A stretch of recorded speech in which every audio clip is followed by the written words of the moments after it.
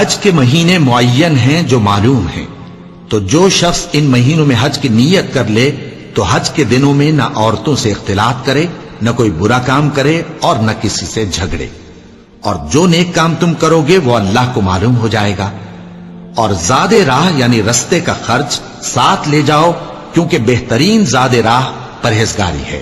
اور اے اہل عقل، مجھی سے ڈرتے رہو، اس کا تمہیں کچھ گناہ نہیں کہ حج کے دنوں میں بذریعہ تجارت اپنے پروردگار سے روزی طلب کرو۔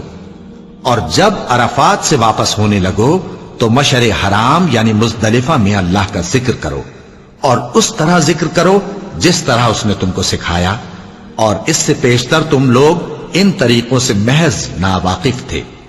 پھر جہاں سے اور لوگ واپس ہوں وہیں سے تم بھی واپس ہو، اور اللہ سے بخشش مانگو، بے شک اللہ بخشنے والا ہے، رحمت کرنے والا ہے۔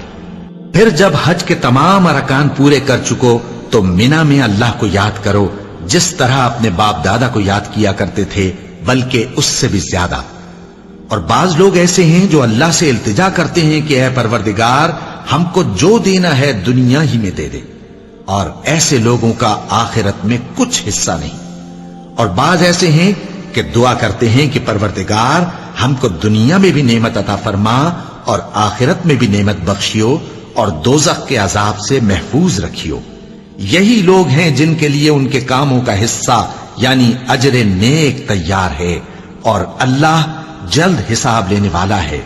اور قیام منا کے دنوں میں جو گنتی کے دن ہیں اللہ کو یاد کرو، اگر کوئی جلدی کرے اور 2 ہی دن میں چل دے تو اس پر بھی کچھ گناہ نہیں، اور جو بات تک ٹھہرا رہے اس پر بھی کچھ گناہ نہیں۔ یہ باتیں اس شخص کے لیے ہیں جو اللہ سے ڈرے، اور تم لوگ اللہ سے ڈرتے رہو اور جان رکھو کہ تم سب اس کے پاس جمع کیے جاؤ گے۔